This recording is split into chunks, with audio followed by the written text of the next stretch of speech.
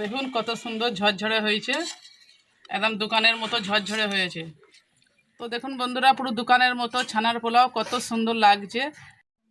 তো আঁচুলো আমার ধরে গেছে, তো আমি এবার কড়াটা বসাবো। তো আগের দিনে এই যে দুটো দেখতে পাচ্ছেন, এটা আমি আগের দিনে ঘি করেছিলাম, তো কড়াতে ঢেলে দিচ্ছি, এতে আমি ছানাটা কাটবো।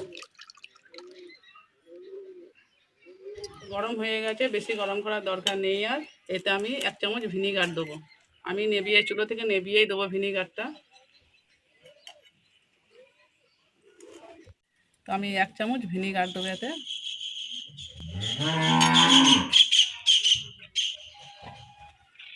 দিয়ে একটু লাড়বো, লাড়ার পরে হয়ে যাবে। তবে আমার বন্ধুরা দেখতেই পাচ্ছেন ছানা কেটে গেছে আমার। এটাকে আমি ছাঁকনিতে করে ছেঁকে নেবো এবারে। তো এটা আমি এবার ছেঁকে নেবো, এটাকে ছেঁকে নিচ্ছি এবারে কাপড়ে করে একটা।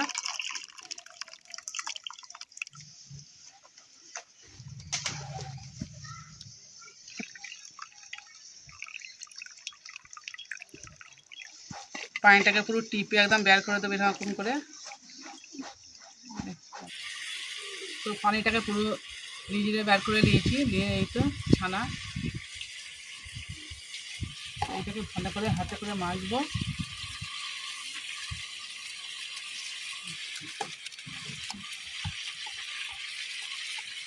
চালের গুঁড়ো,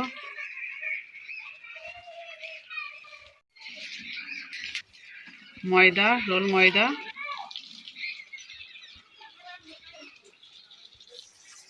বেকিং পাউডার,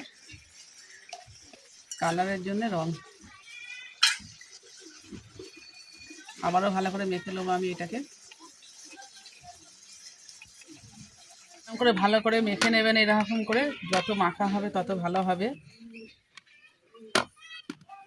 তো মাখা আমার হয়ে গেছে, এইরকম নরম করে মাখতে হবে। মাখা হয়ে গেছে, এটাও আমি তেলে ভেজে নেবো এবারে। ওরা আমার গরম হয়ে গেছে, এবার তেলটা দেবো।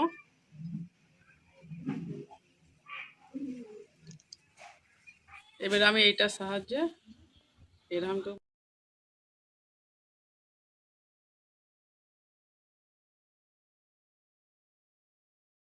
হয়ে গেছে, এবার আমি তুলে নেবো।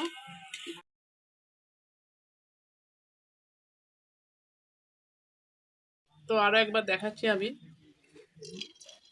চারিদিকে এরকম ঘুরিয়ে ঘুরিয়ে ফেলবো, এক জায়গায় ফেলে জমা হয়ে যাবে। এবার আমি লেড়ে দেবো একটু। তো হয়ে গেছে, এটাকে আমি তুলে নেবো এবারে। তো দেখতেই পাচ্ছেন, এবার আমি সিরে করব, করে এবারে এর মধ্যে আমি ভিজেতে দেবো। তো আমি পানি দেবো 1 গ্লাস, চিনি,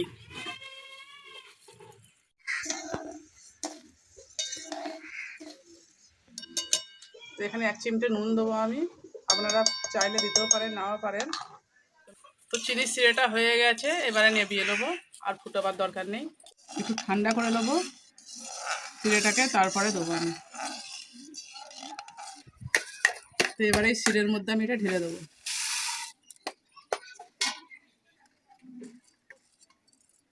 এটা 10 মিনিট ভিজতে দেবো, আর 10 মিনিট এখন অপেক্ষা করবো ভিজার জন্যে। এটা ঢাকা দিয়ে রাখবো। তো দেখুন 10 মিনিট পর আমি ফিরে এসেছি, পুরো ঝরঝরে হয়ে গেছে। তার উপর দিয়ে কিছু কিশমিশ আমি ছড়িয়ে দেবো, আর কিছু আমি এতে চীনা বাদাম দিয়ে দেবো উপর থেকে।